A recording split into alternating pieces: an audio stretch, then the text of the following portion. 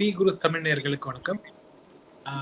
இன்று ஒரு சிறிய கலந்துரையாடல் நானும் சேதுரமஞ்சியும் இன்று ஒரு சின்ன கலந்துரையாடல் வழக்கம் போல நடக்கிற அரசியல் நிகழ்வுகளை பத்தி தான். வணக்கம் சேதுரமஞ்சி. வணக்கம் திருமால், எப்படி இருக்கீங்க? நல்லா இருக்கேன். சேதுஜி, இப்போ மெயினா வந்து பாத்தீங்கன்னாக்கா அண்ணாமலைஜி வந்து தோத்ததுனால வந்து நம்மளை விட அதிகமா, அதாவது பாஜக ஆதரவாளர்கள் அண்ணாமலை ஆதரவாளர்களை விட ரொம்ப அதிகமா மனசுடைஞ்சு போனது யாருன்னாக்க நம்மளுடைய ஊப்பிகளும் மற்ற கட்சிகளை சேர்ந்தவங்களும் தான். இது எதனால நீங்க நினைக்கிறீங்க? இல்ல, நீங்க அப்படி சொல்றீங்க. அதாவது அவங்க மனம் உடைஞ்சதா அப்படின்னு பார்க்கும்போது இங்க கோவையில பாத்தீங்கன்னா அவருக்கு எதிராக நிறுத்தின வேட்பாளர்கள் யாரு பார்த்தோம்னா திமுக அதிமுக வேட்பாளர்கள். அதுல வந்து 2 பேருக்குமே ஒரு கூட்டணி அமைஞ்சதா தான் நான் பாக்குறேன். இல்லாட்டா இந்த அளவுக்கு ஓட்டு வித்தியாசத்துல திரு கணபதி ராஜ்குமார் வந்து இந்த அளவுக்கு வெற்றி பெற முடியுமாங்கிறது வந்து ஒரு கேள்விக்குறி. ஏன்னா நமக்கே தெரியும், கோவைங்கிறது வந்து பொதுவாகவே அதிமுக அல்லது பாஜக சார்ந்த ஒரு கோட்டை. அப்படி இருக்கும்போது இவங்க வந்து அதாவது நாங்க ஜெயிக்காட்டாலும் பரவாயில்ல, அவர் வந்து ஜெயிச்சிடக்கூடாது. திரு அண்ணாமலை அவர்கள் வந்து கண்டிப்பா வெற்றி பெறக்கூடாது. நீங்க யார் வேணா ஜெயிச்சிங்க, நீங்க சுயேட்சை கூட ஓட்டு போடுங்க அப்படிங்கிற துணியில தான் அவங்களுடைய போக்கு இருந்தது தவிர அவங்க தனிப்பட்ட முறையில திரு அண்ணாமலையோட தோல்விய வெற்றியா தான் பாக்குறாங்க. அவங்களுடைய வெற்றியா தான் பாக்குறாங்க. ஏன்னா தொடர்ச்சியா ஒருத்தர் தோல்வி அப்படிங்கிற முதிரை அவர் மீது குத்தும் போது என்ன ஆகும்னா, இவர் வந்து சரிப்பட மாட்டார், இந்த கட்சியை வழி நடத்த சரிப்பட மாட்டார், இவர் எப்பயுமே தோல்விதான் கொண்டு வருவார் அப்படிங்கிற ஒரு நெரேட்டிவ் செட் ஆயிடும். அப்படி செட் ஆகும் போது என்ன ஆகும்னா அது வந்து தொண்டர்களை பாதிக்கும். ஒருவேளை அந்த பாஜகவோட மேலிடத்தை கூட அது வந்து ஒரு தவறான சமிக்ஞையை கொடுக்கும். அதனால இவரை மாற்றப்படலாம் அப்படிங்கிறது தான் அவங்களோட எதிர்பார்ப்பு. இன்னும் கேட்டா அவ்வளவு தொலைவு சொல்ல வேண்டாம், பாஜகவில் இருக்கக்கூடிய சில புல்லுருவிகளுக்கே அந்த எண்ண ஓட்டம் இருக்கு. நம்ம சமீபத்துல சிலரோட பேட்டிகள் எல்லாம் பார்க்கும்போது அவங்க மேல இருந்த மரியாதை எல்லாம் துளி கூட இல்லாம போச்சு. எனக்குலாம் அவ்வளவு மரியாதை இருந்த முன்னாள் தலைவர் ஆகட்டும், இந்த கட்சியில முக்கிய பொறுப்பாளர் ஒருத்தர் கூட அப்படி பேசியிருக்காரு. இதெல்லாம் பார்க்கும்போது இவங்க வந்து உடன்பிறப்புகள் வந்து ஒரு வகையில மகிழ்ச்சியோட இருக்காங்க. உடன்பிறப்புகள் மட்டும் இல்லாம இந்த நாம் தமிழர் கட்சி போன்ற கட்சிகள்லாம் கூட பாத்தீங்கன்னா அந்த தொண்டர்கள்லாம் கூட ஒரு விதத்துல அண்ணாமலை ஜெயிக்காது நல்லது அப்படின்னு நினைக்கிறாங்க. ஏன்னா இவர் வந்து சரியான ஒரு டேட்டா வச்சுக்கிட்டு கேள்வி கேட்கக்கூடியவர் நம்ம எல்லாருக்கும் தெரியும். இவர் கேள்வி கேட்க ஆரம்பிச்சாருன்னா ஆட்டோமேட்டிக்கா எல்லாரும் என்ன பண்ணுவாங்கன்னா பதில் சொல்ல முடியாம தவிக்க வேண்டியதாயிடும்.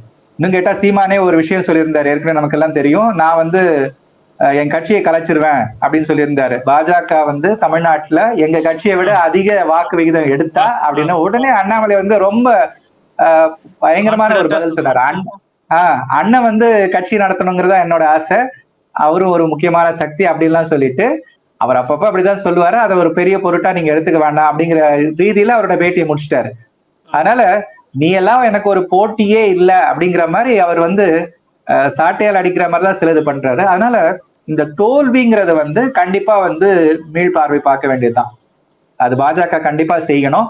முக்கியமா நமக்கெல்லாம் தெரிஞ்ச விஷயம் வந்து இங்க சில வார்டுகள்ல வந்து சில பூத்துகள்ல சில பேருக்கு வாக்குகள் மறுக்கப்பட்டன, அவருடைய பெயர்கள் நீக்கப்பட்டங்கிற குற்றச்சாட்டு இருக்கு ஏற்கனவே. அவங்க சொல்ற கணக்கு வந்து கிட்டத்தட்ட ஒவ்வொரு பூத்துலயுமே சுமார் 500ல இருந்து 800 வரைக்கும் காணும், பெயர்களை எல்லாம் காணும் அப்படின்னு சொல்லியிருக்காங்க. அப்படி பார்க்கும்பொழுது அவங்களுடைய கணக்கு பிரகாரம் ஒரு 1,00,000 ஓட்டுகள் இல்லைன்னு அந்த பீப்புள் ஃபார் அண்ணாமலைன்னு ஒரு அமைப்பு இருக்கு, அவங்க சார்பில் ஒரு புகார் மனு கூட கொடுத்தாங்க அவங்க. அப்படி பார்க்கும்போது இந்த வாக்கு சதவிகிதம் அவர் திரு கணபதி ராஜ்குமார் வெற்றி பெற்ற வாக்கு பாத்தீங்கன்னா 1,08,000 அதிகமா பெற்றிருக்கிறார் திரு அண்ணாமலையை விட. 1,08,068 நினைக்கிறேன், என்னுடைய நினைவு சரியாக இருக்குமானார். அப்படி பார்க்கும்போது திரு அண்ணாமலை அவர்கள் தனிப்பட்ட முறையில அதிமுகவுடைய உதவி இல்லாமல், உடனே இவங்க எல்லாம் சொல்லுவாங்க அவங்க கூட்டணியோட பலத்தினாலதான் நீங்க ஜெயிச்சிங்க அப்படின்னுட்டு. எனக்கு தெரியும் கோவையில எந்த கட்சிக்கு வாக்கு சதவீதம் இருக்குங்கிறது. அதிமுக இருக்கும் வேணா நம்ம ஒத்துக்கலாம்.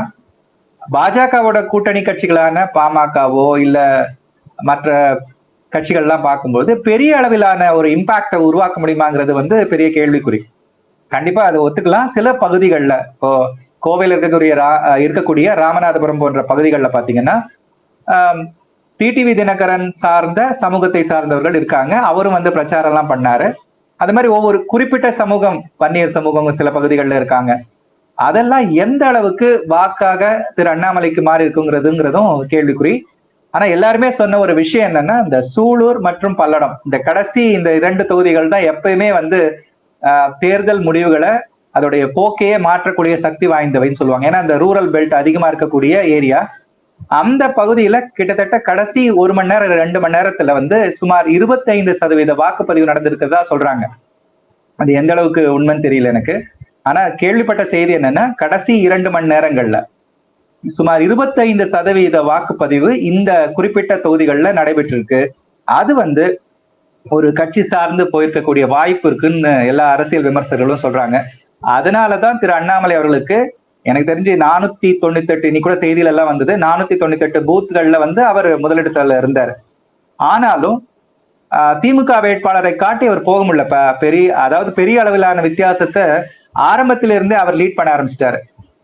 இங்க சில பகுதிகளில் பாஜக சார்ந்த கவுண்டம்பாளையம் போன்ற தொகுதிகளிலே பாத்தீங்கன்னா இவர் வந்து லீட் பண்ணாராங்கிறது வந்து சந்தேகம். சில பூத்கள்ல இருந்து சில பூத்கள்ல இல்ல.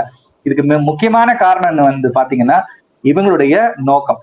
அதாவது எனக்கு 2 கண்ணு போனாலும் பரவாயில்ல, எதிராளி வந்து இது பண்ணக்கூடாது, அவ்வளவுதான். இந்த இந்திய நண்டுன்னு சொல்லுவோம் இல்லையா, நம்ம உதாரணத்துக்கு முன்னெல்லாம் சொல்லுவாங்க காலை பிடிச்சு இழுக்கிற மாதிரி. அந்த வேலையத்தான் வந்து இவங்க 2 பேரும் ஏதோ ஒரு விதத்துல உனக்கு நான் அட்ஜஸ்ட் பண்றேன், எனக்கு நீ அட்ஜஸ்ட் பண்ணுங்கிற துணியில தான் பண்ணிருக்காங்க. நான் சொல்ற மாதிரி சில புல்லுருவிகளும் சில வேலையை பார்த்திருக்கு. திரு அண்ணாமலைக்கு வேலை பார்த்தவங்க பாத்தீங்கன்னா வாலண்டியர்ஸ். எனக்கு தெரிஞ்சு கட்சிக்காரங்க வேலை பார்த்ததை விட கண்டிப்பா பார்த்திருப்பாங்க. ஆனா இதுல ஒரு பெரிய பிரச்சனை என்னன்னா, திரு ஏபி முருகானந்தம் வந்து திருப்பூர் தொகுதி வேட்பாளராக அறிவிக்கப்பட்டதால நிறைய கட்சி சார்ந்த நபர்கள் வந்து அவருக்கு பிரச்சாரம் பண்றதுக்கு அவருக்காக அங்க போயிட்டாங்க. அப்ப திரு அண்ணாமலைக்கு வேலை பார்த்தவங்க யாருன்னு பார்த்தோம்னா தன்னார்வலர்கள். கிட்டத்தட்ட ஒரு 2000-3000 பேர். ஆனா அது இன்னும் அதிகமான எண்ணிக்கை சொல்றாங்க. சில பேர் 5000-10,000 கூட சொல்றாங்க. அது எந்த அளவுக்கு எனக்கு சரியா இருக்கும்னு தெரியல. ஆனா குறைஞ்சபட்சம் ஒரு 2000-3000 பேர் தன்னார்வலர்கள் வந்து தானாக முன் வந்து, நிறைய பேர் போன தடவை எப்படி அரவக்குறிச்சியில பண்ணாங்களோ அதே மாதிரி 10-15 நாள் லீவ் போட்டுட்டு இவருக்காக, எனக்கு தெரிஞ்சு என்னோட வேலை பார்க்கறவங்க வீட்டுக்கு 2 MBA ஸ்டாஃப், அவங்க வேற ஏதோ ஒரு கல்லூரியில வேலை பார்க்கறவங்க, ஏதோ ஒரு கரூர் சைட்ல அங்கேயோ வந்து வீடு வீடா வந்து அந்த பத்திரிகை, அதாவது பிட் நோட்டீஸ் மாதிரி இருக்கக்கூடிய பத்திரிகை கொடுத்துட்டு திரு அண்ணாமலையோட குணநலன்களை சொல்லி அவருக்கு கண்டிப்பா நம்ம வாக்கு அளிக்கணும், அப்பதான் வந்து நம்ம தொகுதியை முன்னேற்ற முடியும் அப்படின்னு சொல்லி ஒவ்வொரு வீடா போயிருக்காங்க. அதெல்லாம் யாரும் ஒன்றும் பணத்தெல்லாம் எதிர்பார்த்து செய்யல. இதே நேரத்தில் நமக்கே தெரியும் ஒரு குற்றச்சாட்டும் இருக்கு, கட்சி தந்த நிதியை கூட சரியா பயன்படுத்தலன்னு ஒரு குற்றச்சாட்டு இருக்கு. யார் யார் அந்த அதாவது தொகையை வந்து எடுத்துக்கிட்டாங்கன்றதுன்னு தெரியல, பட்டுவாடா சரியா நடந்ததாகவும் இல்லை. இன்னொரு குற்றச்சாட்டு என்னன்னா, இந்த பூத் ஏஜென்ட் வந்து சரியா இல்லாதது அப்படிங்கிறாங்க. அது கண்டிப்பா அது வந்து கவனிக்கப்பட வேண்டிய விஷயம். பாஜக வந்து அடுத்த தடவை கண்டிப்பா சட்டசபை தேர்தலின் போது நினைவில் கொள்ள வேண்டிய இந்த விஷயம் வந்து பூத் ஏஜென்ட். அது ஒரு பெரிய விஷயம் கிடையாதுன்னு தான். ஆனா வந்து பூத் ஏஜென்ட் என்னன்னா, திமுக அதிமுகல பார்க்கும்போது அவர்களுக்கு அந்த பகுதி மக்களை சரியா தெரியும்.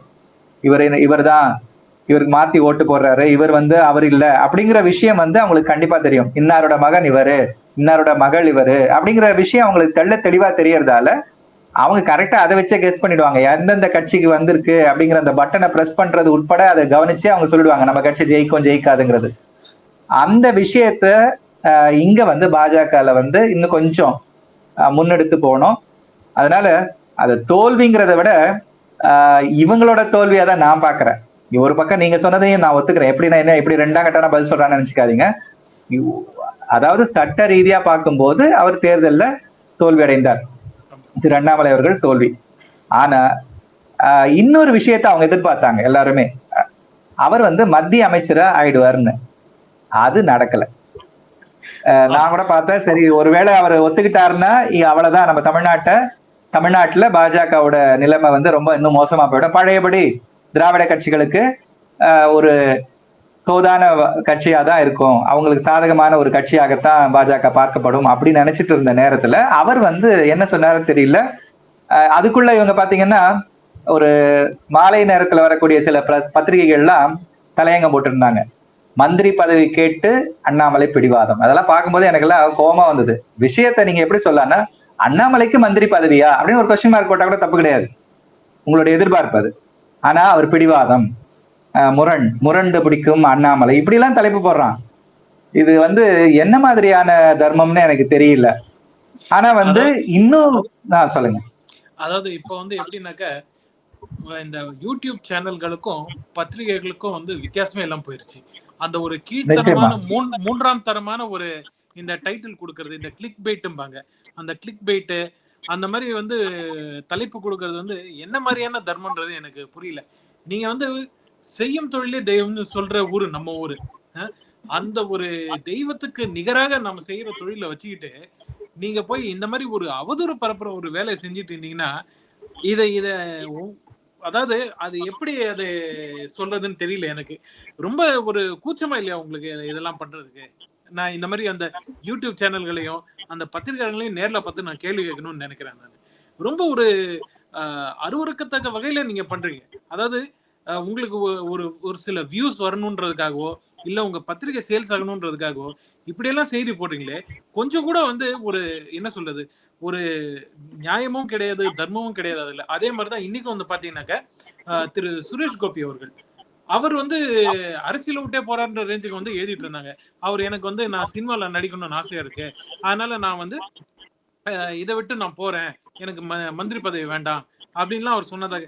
யாராவது இவ்வளவு கஷ்டப்பட்டு தேர்தல்ல ஜெயிச்சுட்டு மந்திரி பதவி வந்து அதுவும் அந்த ஸ்டேட்ல, அதாவது பாஜக கால் வைக்க முடியாத ஒரு ஸ்டேட்னு சொன்ன ஒரு ஸ்டேட்ல முதல் முறையாக ஜெயிச்சு வந்து அதுவும் மினிஸ்டர் ஆகிட்டதுக்கு அப்புறம் யாராவது வந்து இது எனக்கு வேண்டாம், இந்த பதவி எனக்கு வேண்டாம், நான் விட்டு போறேன்னு யாராவது சொல்லுவாங்களா? இப்படிப்பட்ட ஒரு தலைப்பு எழுதுறதுக்கு அவங்களுக்கே கொஞ்சம் கூச்சம் வேண்டாமா? இல்ல, அந்த விஷயம் எனக்கே நம்புற மாதிரி போச்சு. ஏன் என்ன ஆச்சு இவரு சுரேஷ் கோபிக்கு அப்படிங்கிற இதுலதான் நான் பார்த்தேன். ஏன்னா நான் வந்து வேலைக்கு போயிட்டு வந்து பார்க்கும்போது இந்த மாதிரி செய்திகள் வருது. நான் கூட சொன்னேன் என்னோட நண்பர்கிட்ட, இவர் வந்து முதலே சொல்லியிருக்கலாமே, பதவி பிரமாணம் பண்றதுக்கு முன்னாடியே சொல்லியிருக்கலாமே, சொல்லியிருந்தா அவங்க நிறுத்திருப்பாங்க கண்டிப்பா, அவர் விருப்பம் இல்ல, அதுக்கு பதிலா வேற ஒருத்தர திரும்ப திரு ராஜீவ் சந்திரசேகர் போன்றவர்களே கொண்டு வர முடியும். ஏன்னா ராஜ்யசபா எம்பி நினைக்கிறேன், அவரு கொண்டு வரலாம். அவங்க நினைச்சது வந்து திரு சுரேஷ் கோபி வந்து நீங்க சொன்ன போல முதன்முறையாக கேரளத்திலிருந்து தேர்ந்தெடுக்கப்பட்ட ஒரு பாஜக எம்பிங்கிற ஒரு முக்கியத்துவம் கிடைக்கிறதால கண்டிப்பா அவரு கேபினெட் எதிர்பார்த்திருக்கலாம். ஆனா கேபினெட் கொடுக்க மாட்டாங்க பாஜக எப்பயுமே. முதல்ல வந்து மினிஸ்டர் ஆஃப் ஸ்டேட் தான் கொடுப்பாங்க. அடுத்த கட்டம் அப்படிங்கும் போதுதான் அவங்க என்ன பண்ணுவாங்கன்னா ஒரு கேபினெட் ரேங்குக்கு வந்து இது பண்ணுவாங்க. அதனால இத வந்து எப்படி பாக்குறதுன்னே தெரியல. சொன்ன விஷயம் எப்படி, அவர் உண்மையா சொல்லியிருந்தாருன்னா கூட அதை போடுறது பிரச்சனையே கிடையாது. சுரேஷ் கோபி வந்து கொஞ்சம் தயக்கத்தோட இருக்காரு அப்படிங்கிற ரீதியில இருந்தா கூட பரவாயில்ல. நீங்க சொன்ன மாதிரி கற்பனை கதை ஓட்டத்தை அப்படியே அள்ளி விடுறது. இன்னொன்னு என்ன தெரியுமா, நீங்க சொன்ன மாதிரி இந்த தலைப்புகள் வந்து அவங்க பேசின விஷயத்தை ஒட்டி இருந்தா கூட பிரச்சனை இல்லை. இப்போ ஒரு பேட்டி எடுக்கிறாங்க, இல்ல ஒரு ஏதோ ஒரு ரெண்டு பேர் கலந்துரையாடல ஈடுபடுறாங்கன்னா அதுல யாரோ ஒருத்தர் சொல்லியிருப்பாங்க சில விஷயங்கள், சாதாரணமா கூட சொல்லியிருக்கலாம். அதை நீங்க கேட்சியா டைட்டிலா போடுறது உண்டு. ஆனா அதுல பேசியிருப்பாங்க. அப்படி இல்லாம பேசாத பொருளை ஒரு தலைப்பா போடும்போது என்ன ஆகும்னா அது தேவையில்லாத, ஆனா நம்ம மக்கள் வந்து அதை தான் விரும்புறாங்க. நீங்க வந்து பேசாத பொருளை போடும்போதுதான் என்ன ஆகுதுன்னா அது வந்து ஒரு அட்ராக்ஷன் இருக்கு. நீங்களே பாருங்க, நீங்க என்னதான் உட்காந்து ஆராய்ச்சி செஞ்சு சில விஷயங்களை பதிவு பண்ணீங்கன்னா அதை பார்க்கறதுக்கு வந்து பெருசா 1000 பேர் கூட பார்த்திருக்க மாட்டான், சில 100 பேர் தான் பார்த்திருப்பான். ஆனா இதே ஒரு சினிமா ஸ்டார் வீட்டு வாசல், அது மாதிரி எல்லாம் யூடியூப் சேனல்லாம் இருக்கு, வாசலை மட்டும் காட்டுறது, சில அந்த ஆக்டர் அவங்களோட பிடிச்ச உணவு என்ன, இது மாதிரி. அன்னைக்கு ஒரு சேனல்ல பாக்குறேன், யார் யாரு எந்த ஜாதி, தமிழ் நடிகைகள்ல யார் யார் எந்த ஜாதின்னு ஒரு இது மூவ் பண்ணும்போது பார்த்தேன். அதுக்கு பாத்தீங்கன்னா ஒரு 2-3 லட்சம் பேர் பார்த்திருக்காங்க. அது 8 நிமிஷமோ 12 நிமிஷமோ வீடியோ அது பார்த்தேன். அந்த டியூரேஷன் பார்க்கும்போது இந்த மூவ் பண்ணும்போதே பாக்குறேன், இந்த மாதிரி டைட்டில் கொடுக்கும்போது அதுல கடைசியில ஒண்ணு இருக்காது, அவன் சொன்னதே சொல்லிட்டு இருப்பான். ஆனா வந்து மக்கள் வந்து ஒரு ஆர்வத்தை தூண்டுறதா பாத்தீங்கன்னா இந்த மாதிரி ஓடக்கூடிய யூடியூப் சேனல், அதாவது செய்தியே இல்லாம விஷயத்த வந்து இந்த மாதிரி சொல்லிக்கிட்டு, அத சொன்ன விஷயம் வந்து சரியா இருந்தா கூட பரவாயில்ல, நீங்க சொன்னது போல போலியான செய்திகளை ஒரு நெரேட்டிவை செட் பண்றதா இருக்கு. இதுல அடுத்த விஷயம் சொல்லுங்க. இதுல என்னன்னா, இந்த எலெக்ஷன் முடிஞ்சதுக்கு அப்புறம் இந்த 7 சுற்று இருந்துச்சு இல்லைங்களா, முதல் சுற்றுலயே தமிழ்நாடு முடிஞ்சு போச்சு. அதுக்கப்புறம் நம்ம ஊரு இந்த மூத்த பத்திரிகையாளர் உட்காந்து பேசினாங்க பாருங்க யூடியூப்ல. அது என்ன சொல்றதுன்னே எனக்கு புரியல. டெய்லி வந்து பாத்தீங்கன்னாக்க டைட்டில், அந்த வீடியோக்கு டைட்டில் வந்து பாத்தீங்கன்னாக்க அந்த தம்ப்நெயில் பாப்பீங்க. அந்த தம்ப்நெயில்ல வந்து மோடி ஜெயிலுக்கு போவது உறுதி, அண்ணாமலை ஜெயிலுக்கு போவது உறுதி, மோடி வெளிநாட்டுக்கு தப்பி ஓட திட்டமா அப்படின்னு சொல்லிட்டு இந்த மாதிரிலாம் வந்து அந்த டைட்டில பார்த்தாலே உங்களுக்கு அழுகிறதா சிரிக்கிறதா தெரியாது. அந்த அளவுக்கு ஒரு பொய்யான ஒரு டைட்டில வச்சுக்கிட்டு, ஆனா இது நீங்க சொல்ற மாதிரி வந்து இது ஜனங்களை அட்ராக்ட் பண்றதுதான். அதை பார்த்த உடனே நம்ம ஆளுங்களும் சரி, உடன்பிறப்புகளும் சரி ரொம்ப அகமகிழ்ந்து போய் அவங்க எல்லாம் சரி இதுல என்னதான் இருக்குன்னு பாக்கலாமே, ஓ மோடி நிஜமாவே வந்து தப்பிச்சு விட பாக்குறாரா அப்படின்லாம் யோசிச்சுட்டு வந்து கிளிக் பண்ணி பார்ப்பாங்க. ஆனா இதுல எந்த அளவுக்கு உண்மை, நம்ம அதாவது பகுத்தறிவு பத்தி அதிகமா பேசுறது தமிழ்நாட்டுல தான். நீங்க வந்து கொஞ்சமாச்சும் நீங்க யோசிச்சு பார்க்கணும். ரஃபேல் ஊழல் அப்படின்னாங்க, போய் கோர்ட்ல போயிட்டு மன்னிப்பு கேட்டு வந்தாங்க. அதே மாதிரிதான் பல விஷயங்கள், அதாவது மோடி கொண்டு வந்த திட்டத்துல 99% எதிர்கட்சிகள் வந்து முக்கியமா காங்கிரஸ் கோர்ட்டுக்கு எப்ப வேணாலும் போறது, போய் கேஸ் ஃபைல் பண்ண வேண்டியது, அங்க போயிட்டு கோர்ட் ஆமா இது சரிதான் சொன்ன உடனே திரும்பி வர வேண்டியது. இதைத்தான் வந்து கடந்த 10 வருஷமா பண்ணிட்டு இருக்காங்க. ஆனா இதுல வந்து திரும்ப திரும்ப வந்து இவங்க செட் பண்ற நரேட்டிவ் என்னன்னா, மோடி ஊழல் பண்ணிட்டாரு, அவர் வெளிநாட்டுக்கு தப்பிச்சு ஓட போறாரு. அதே மாதிரி ராகுல் காந்தி பிரதமர் ஆயிடுவாரு, ராகுல் காந்தி வந்த உடனே முதல்ல பிடிச்சி மோடி அமித்ஷாவும் பிடிச்சி ஜெயில போடுவார். இப்படின்ற ஒரு விஷயத்த வந்து கிட்டத்தட்ட 2 மாசமா வந்து உட்காந்து பேசிட்டு இருந்தாங்க. இது என்ன மாதிரியான ஒரு மனநிலைன்னு எனக்கு புரிய மாட்டேங்குது. அதை விட இன்னொரு விஷயம், நானும் திரு ஏகேவும் பேட்டி ஒரு உரையாடல் இருந்தது. என்னன்னா எனக்கெல்லாம் ரொம்ப மன வருத்தம் என்னன்னா, ஜெயித்த கூட்டணி வந்து ரொம்ப அமைதியா இருந்தாங்க, தோத்து போன மாதிரி. ஆனா 99 தொகுதி எடுத்த காங்கிரஸ் இன்னும் இண்டி கூட்டணி அப்படியே கட்டி அமைச்சு எல்லாரும் ஒன்னும் ஒத்துமையா போட்டிட்டது போல ஒரு சீன் போட்டாங்க பாருங்க. அதுதான் வந்து, அதுவும் குறிப்பா தமிழ்நாட்டு மீடியால அந்த தேர்தல் நிலவரம் போடும்போது இந்திய அலையன்ஸை தனியா காட்டுறது, தேசிய ஜனநாயக கூட்டணி தனியா காட்டுறதுன்னு சொல்லிட்டு அவங்க எல்லாரும் ஒருத்தர் எதிர்த்து போட்டிக்கிட்டாங்கிற உண்மையே மறைச்சிட்டு, என்னமோ 234 தொகுதி இவங்க அப்படியே ஒத்துமையா இருந்து ஜெயிச்சுட்டு, அதுல வேற ஒருத்தர் பேஸ்புக்ல போட்டிருந்தாரு, அதை விட சிரிப்பு. அவர் ஒரு பெரிய சார்ட்டர்ட் அக்கௌண்டன்ட் வேற. என்னன்னா அவர் போட்டிருக்காரு ஒருத்தர், என்னன்னா அதாவது ஜனாதிபதி வந்து எப்படி மோடியை கூப்பிட்டாரோ அதே மாதிரி ஒரு வாய்ப்புக்கு ராகுல் காந்திக்கும் கொடுத்துருக்கணும்னு போட்டிருந்தாரு. என்னால ஏத்துக்கவே முடியல. சார் அவங்க வந்து தனிப்பெரும் கட்சியா கூட இல்லையே சார் காங்கிரஸ் அப்படின்னு போட்டா, அப்படிலாம் இல்லைங்கிறாரு. அது வந்து அந்த ஒரு கூட்டணியா இருக்கான், அதனால அவங்களுக்கு ஒரு வாய்ப்பு கொடுத்துருக்கணுமா, யாரால அவங்களுக்கு நிரூபிக்க முடியும்னு கேட்டுக்கணுமா. இந்த மாதிரி எல்லாம் வந்து முட்டாள்தனமா யோசனை பண்றவங்க கிட்ட வந்து நம்ம என்னத்த பேசுறதுன்னு தெரியல எனக்கு. அதாவது எந்த அளவுக்கு வந்து மக்களை பிரெயின் வாஷ் பண்ணி வச்சிருக்காங்கன்னு பாருங்க. அதுல இன்னொருத்தரு சொல்லுங்க, ஒன்னே ஒண்ணு மட்டும் சொல்லிடுறேன். இன்னொருத்தர் ஒண்ணு சொன்னாரு இன்னைக்கு சாப்பிட்டுட்டு இருக்கும்போது, என்னன்னா அந்த சன் டிவியை தவிர மத்த எல்லாம் சங்கி டிவியா தமிழ்நாட்டுல, அவர் சொல்றாரு. என்னால எனக்கு சிரிக்கிறதா அழகாதான் தெரியல. இதுல வேற எல்லாம் படிச்ச ஆளுங்க, வேற எல்லாம் படிச்ச ஆளுங்களதான் என்ன எப்படி நம்ம சரியான விஷயத்த புரிய வைக்கிறதுங்கிறது எனக்கு புரிய மாட்டேங்குது. தமிழ்நாட்டுல ரொம்ப ரொம்ப படிச்சிருக்காங்க, பிஹெச். சொல்லுங்க. நீங்க பாத்தீங்கன்னா ஒவ்வொரு இந்த பிரைம் டைம் டிபேட்லயும் உட்காந்துட்டு அந்த நெறியாளர்கள்ன்ற பேர்ல ஒருத்தவங்க வந்து உட்காந்துருப்பாங்க. அந்த நெறியாளர்கள் வந்து நீங்க ஒரு 10 நிமிஷம் பார்த்தாலே தெரியும், எல்கேஜி படிக்கிற பசங்க கூட தெரியும் அந்த நெறியாளர்கள் வந்து யாருக்கு ஆதரவா பேசுறாங்க, யாரு எதிர்த்து பேசுறாங்க. அந்த பேனல்ல உட்கார்ந்து இருக்கிறவங்க எல்லாம் பாத்தீங்கன்னா வேற வேற பேரா இருக்கும். அரசியல் ஆலோசகர், வலதுசாரி சிந்தனையாளர், இடதுசாரி சிந்தனையாளர், பொதுஜனம் வந்து இப்ப ரொம்ப அதிகம் வர்றது கிடையாது. பொதுஜனம் ஒரு காலத்துல ரொம்ப அதிகமா வந்துட்டு இருந்தாங்க. இப்ப வந்து சாமானியர்கள் பொதுஜனம் எல்லாம் வர்றது கிடையாது. இந்த மாதிரி பேர்ல வந்து நிறைய பேர் வருவாங்க. வந்துட்டு என்ன பண்ணுவாங்க, முழுக்க முழுக்க உட்காந்துட்டு ஒரு கட்சியை சார்ந்துதான் பேசிட்டு இருப்பாங்க. அவங்க பேசுறது வெளிப்படையாவே தெரியும், மோடி எதிர்த்து பேசுவாங்க, பாஜக எதிர்த்து பேசுவாங்க. ஆனா கேட்டாக்க அவங்க வந்து ஒரு எந்த ஒரு என்ன சொல்றது, ஒரு கட்சியும் சாராத நபர்னு சொல்லிட்டு அவங்க வந்து உட்காந்து இப்படி எல்லாம் பேசிட்டு இருப்பாங்க. இதுலயே உங்களுக்கு தெரியலையா இது எந்த அளவுக்கு நடுநிலைத்தன்மையோட நடக்குது அப்படின்னு சொல்லிட்டு. இதெல்லாம் வந்து அவங்க பாக்குறாங்களா பாக்கலையா? அவங்க பாக்கலன்னா அவங்களை தயவு செஞ்சு பார்க்க சொல்லுங்க உங்க நண்பரு. இல்ல, அது அவங்க புரிஞ்சுக்கவே மாட்டேங்கிறாங்க. அந்த மாதிரி விஷயங்கள் தான் வந்து குறையடிப்பு இருக்கு, அவங்க ரத்தத்திலேயே இருக்குன்னு நினைக்கிறேன் நான்.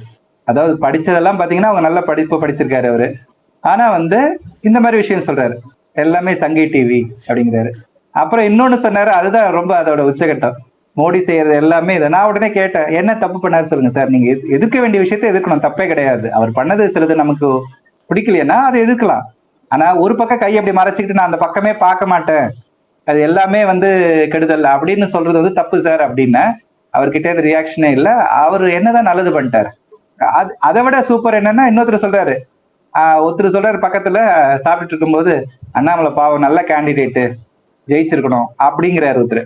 உடனே இன்னொருத்தர் சொல்றாரு, அவர் நல்லவரா இருந்தா என்ன பண்றது, இஸ் எ ரைட் மேன் இந்த ராங் பார்ட்டிங்கிறாரு. இந்த வாஜ்பாய்க்கு சொல்லுவாங்க முன்ன, முரசலிமாறன் சொன்னாருன்னு நினைக்கிறேன், ரைட் பர்சன் இந்த ராங் பார்ட்டின்னு. அதே மாதிரி அண்ணாமலையை சொல்றாங்க, அவர் நல்லவரா இருந்தா என்ன பண்றது, பிஜேபியில இருக்காரு. என்ன இதுவா அது, தீவிரவாத கட்சி மாதிரியே முத்திர குத்த ஆரம்பிச்சிட்டாங்க. தடை செய்யப்பட்ட இயக்கம் மாதிரி, தடை செய்யப்பட்ட கட்சி மாதிரி ஆயிப்போச்சு அது. நம்ம ஆட்களும் சும்மா இருக்கிறது இல்ல, எங்கேயாவது ஒருத்த எதையாவது பேசி விட்டுறான், உடனே இந்த மக்கள் பேசுறத உடனே இவங்க எல்லாருக்குமே உடனே அதை மட்டும் ப்ரொஜெக்ட் பண்ணி இவங்க இப்படிதான் பாத்தீங்கல்ல, நாங்க அப்பயே நாங்க சொன்னோம் இல்லையா அப்படின்னு. இப்ப நாம் தமிழர்ல இன்னொரு விஷயம் பண்றாங்க பாத்தீங்களா இல்லையா, திரு அண்ணாமலை அந்த பாராட்டி பேசினத பாத்தீங்களா, உங்க இவரே இது பண்றாரு அப்படின்னு மாநில தலைவரே சொல்லிட்டாரு. அந்த விஷயம் கவனிச்சுங்களா, இந்த ஆடை வெட்டுறது அது ரொம்ப பார்த்தேன். அது அதை பத்தி அண்ணாமலைஜியே பேசிட்டாரு. சோ அதனால நெக்ஸ்ட் ஒரு முக்கியமான மேட்டர் இன்னைக்கு நடந்த சம்பவம், போர்ட்போலியோ. அதை பத்தி நீங்க என்ன நினைக்கிறீங்க? எனக்கு தெரிஞ்சு முக்கியமான துறைகள்லாம் பழைய அமைச்சர்கள் வசமே ஒப்படைக்கப்பட்டிருக்குன்னு. உதாரணமா பாத்தீங்கன்னா, பாதுகாப்புத்துறைனா திரு ராஜ்நாத் சிங், நிதினா திருமதி நிர்மலா சீதாராமன், உயர்கல்வினா தர்மேந்திர பிரதான். அந்த மாதிரி முக்கியமான துறைகள். இதுல சில இது மட்டும் மாறி இருக்கு. தெலுங்கு தேசம் கட்சியை சார்ந்தவருக்கு இந்த சிவில் ஏவியேஷன் விமான போக்குவரத்து துறை கொடுத்திருக்காங்க. அதே மாதிரி இவருக்கு HD குமாரசுவாமிக்கு ஸ்டீல் கொடுத்திருக்காங்க. இந்த மாதிரி ஒரு சில முக்கியமான துறைகள் மட்டும் கூட்டணி கட்சிகள் வசம் ஒப்படைக்கப்பட்டிருந்தது. ஆனா பழைய மந்திரி எல்லாம் அப்படியேதான் இருக்காங்க. யாரு, திரு ஜெய்சங்கர் ஆகட்டும் வெளியுறவுத்துறை, திரு அஸ்வினி வைஷ்ணவ் ஆகட்டும், அமித்ஷாவாகட்டும், இவர்கள்லாம் அவர்களுடைய துறையை அவங்களே தான் கவனிக்க போறாங்க. இது எதனால இருக்கும்னு நீங்க நினைக்கிறீங்க? ஒண்ணு சார், 10 வருஷமா ஒரு கவர்மெண்ட் ஆட்சியில இருக்கு. அது 15வது வருஷத்துல அவங்க இப்போ என்டர் ஆக போறாங்க. அதாவது 11வது வருஷம். சோ உங்களுக்கு ஒரு கண்டினியூட்டி வேணும். அவங்களுக்கு ஏற்கனவே அதே டிபார்ட்மெண்ட்ல ஊறி போனவங்க, அவங்களுக்கு இன் அண்ட் அவுட் தெரியும். இப்போ திடீர்னு வேற ஒரு நபர் உள்ள வராரு அப்படின்னாக்க, அவர் அந்த டிபார்ட்மெண்ட்டை பத்தி புரிஞ்சுக்கிட்டு, அங்க இருக்கிற அந்த நெளிவு சுழிவு எல்லாம் தெரிஞ்சுக்கிட்டு, அந்த டிபார்ட்மெண்ட்டை கைட் பண்றதுக்கு கண்டிப்பா டைம் எடுக்கும். அதனால அந்த ஒரு கண்டினியூட்டின்றது இருக்கணும்ன்றதுக்காக அப்படியே அதே அமைச்சர்கள் இருக்கும்போது ரொம்ப எஃபிஷியன்ட்டாக செயல்பட வாய்ப்பு இருக்கு. அதனாலதான் அப்படியே ரீட்டைன் பண்ணிட்டாங்க நான் நினைக்கிறேன். நிச்சயமா சார். அந்த ஒரு விஷயம் இவர் பார்த்தாலே தெரியும். நிதின் கட்கரி பாத்தீங்கன்னா சத்தமே இல்லாம அந்த சாலை போக்குவரத்து துறை பார்த்துட்டு இருக்காரு, நெடுஞ்சாலைத்துறையை. அவரை திரும்ப நியமிக்கும் போது இன்னும் பல கிலோமீட்டர்களுக்கு உண்டான சாலைகள் போடப்படும். அவர் அதை சத்தமே இல்லாம சாதிச்சுட்டு இருக்காரு. அதே மாதிரி ஒவ்வொரு துறையிலும் ஒரு அமைச்சர் நீங்க சொன்ன மாதிரி அந்த கண்டினியூட்டி இருக்கும் பொழுது என்ன இருக்கும்னா, அவங்களால நிச்சயமா வேகமாக ஒரு செயலை செய்ய முடியும். வளர்ச்சிங்கிறது எளிதாக சாத்தியமாகும். அந்த திட்டத்தின் அடிப்படையில தான் திரு நரேந்திர மோடி அவர்கள் எல்லாருக்கும் அந்த துறைகள் எல்லாம் ஒதுக்கி இருக்காருன்னு நம்ம எடுத்துக்கலாம். அதே மாதிரி எதிர்பார்த்தபடி ஸ்மிருதி இரானிஜியை டிராப் பண்ணிட்டாங்க. இப்போ அந்த துறைக்கு அதாவது குழந்தைகள் மற்றும் பெண்கள் பாதுகாப்பு துறைன்னு நினைக்கிறேன். அதுக்கு அன்னபூர்ணி தேவிஜி அவங்க தான் இப்போ அவங்கள நியமிச்சிருக்காங்க. ஒரு பெண் அமைச்சருக்கு பதிலா இன்னொரு, ஆமா அவங்க புதுசா எனக்கு தெரியல, ஒரு பெண் அமைச்சருக்கு பதிலா இன்னொரு பெண் அமைச்சர். இதுல இன்னொரு பிரச்சனை என்னன்னா, தனி பெரும்பான்மைங்கிற அந்த 272ங்கிற ஒரு நம்பர் இருந்திருந்தா திருமதி ஸ்மிருதி இரானி அமைச்சராக இருக்கக்கூடிய வாய்ப்பு இருந்திருக்கும். ஆனா பாஜகவுக்கு அந்த மாதிரி சூழ்நிலை இல்லாத காரணத்தால கண்டிப்பா இது NDA அரசாங்கமா தவிர இது பாஜக அரசாங்கம் இல்லை. அதனால கூட்டணி கட்சிகளை அரவணைச்சுட்டு தான் போகணும். அதே நேரத்துல 72 மந்திரிகள்ல அள்ளில ரொம்ப எல்லாம் கொடுத்துடல. இவங்க 11 அமைச்சர்கள் மட்டும்தான் கூட்டணி கட்சி கொடுத்திருக்காங்க. அதுவும் சில துறைகள்லாம் மட்டும்தான் முக்கியமான துறைகள். மற்ற துறைகள்லாம் பாத்தீங்கன்னா இவங்களோட வசம் தான், இவங்களோட கண்ட்ரோல்ல தான், எங்களோட கண்ட்ரோல்ல தான் இதெல்லாம் இருக்கும் அப்படிங்கிற செய்தியையும் தெளிவா சொல்லியிருக்காங்க. முக்கியமான போர்ட்ஃபோலியோஸ் எல்லாரும் அவங்களே ரீட்டைன் பண்ணிட்டாங்க. அதனால the message is clear. நாங்க வந்து த பிக்கர் பார்ட்னர், இந்த கூட்டணியில நாங்க தான் பிக்கர் பார்ட்னர், நாங்க லீட் எடுத்துக்கிறோம், நீங்க எங்களை ஃபாலோ பண்ணுங்க அப்படின்ற மாதிரி தான் வந்து ஒரு மெசேஜ் போயிருக்கு. இது வரைக்கும் கூட்டணியில ஒன்றும் எதிர்ப்பு குரலோ இல்ல ரெபல்ஸோ அந்த மாதிரி எதுவும் இல்லை. அஃப்கோர்ஸ் மோடிஜி வந்து இதை விட பெரிய பொலிட்டிக்கல் கிரைசிஸ்லாம் பார்த்துருக்காரு. அப்படியே ஏதாவது ரெபல்லன் இல்ல வேற ஏதாவது ஒரு பிரச்சனை வந்தா கூட அதை எப்படி சமாளிக்கிறதுன்றது வந்து மோடிஜி அமித்ஷாஜி 2 பேருக்கும் தெரியும். இவங்க வந்து இங்க யூடியூப்ல டெய்லி கதறிட்டு இருக்கிற மாதிரி 1 வருஷம் தாங்காது இந்த கூட்டணி, 2 வருஷம் தாங்காது இந்த கூட்டணி, 3 வருஷம் தாங்காது கூட்டணி, அதெல்லாம் கிடையாது ராஜா. இவங்க 2 பேர் இருக்காங்க, அவங்களுக்கு தெரியும். அவங்களுக்கு தெரியாத முன்ன நீங்க ஒன்றும் புதுசா போய் அவங்களுக்கு கத்துக் கொடுக்க போறது இல்லை. அவங்க எல்லா சிச்சுவேஷனையும் அரசியல்ல பார்த்துட்டு தான் வந்திருக்காங்க. அவங்க எப்பேற்பட்ட சிச்சுவேஷனா இருந்தாலும் அவங்களுக்கு சமாளிக்க தெரியும் அப்படின்ற ஒரு நம்பிக்கை வந்து பாஜக ஆதரவாளர்களுக்கும் கட்சி தொண்டர்களுக்கும் எல்லாருக்குமே இருக்கு.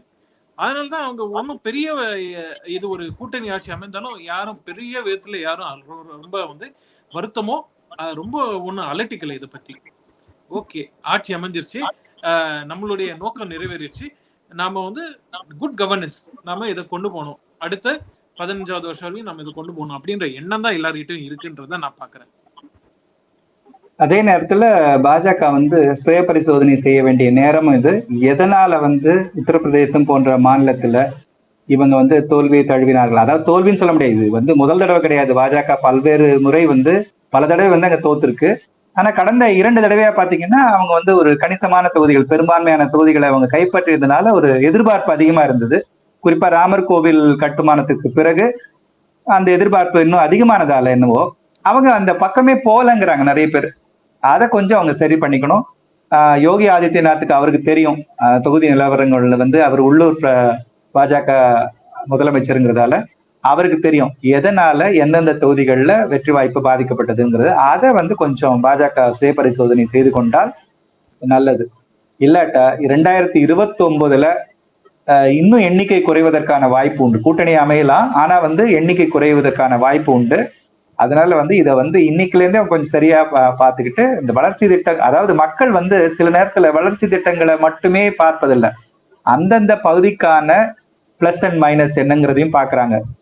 குறிப்பா பாத்தீங்கன்னா ஃபைசாபாத் தொகுதியில பாஜக தோற்றதுக்கு காரணம் நிறைய பேர் சொல்றது வந்து அந்த கட்டுமான பணிகளுக்காக நிறைய வீடுகள் இடிக்கப்பட்டன, அவங்கெல்லாம் ரொம்ப கோபமா இருந்தாங்க, அதன் காரணமா தான் எஸ்பி வேட்பாளர் வந்து ஜெயிச்சார் அப்படின்னு சொல்றாங்க. அது எந்த அளவுக்கு உண்மை எனக்கு தெரியாது. ஆனா இந்த மாதிரி விஷயங்கள்ல கொஞ்சம் கவனம் செலுத்தி பாஜக வந்து சுய பரிசோதனை செய்து கொள்ள வேண்டிய கட்டாயமான நேரம் இது. அவங்க செய்வாங்கன்னு நம்புவோம். ரொம்ப நன்றி சேதுஜி. இந்த கலந்துரையாடல் நம்ம நேயர்களுக்கு ரொம்ப ஒரு இன்ஃபர்மேட்டிவா இருந்திருக்கும் நம்புறோம். உங்களோட கருத்துக்களை கமெண்ட்ல பதிவிடுங்க. ரொம்ப நன்றி சேதுஜி. தேங்க்யூ.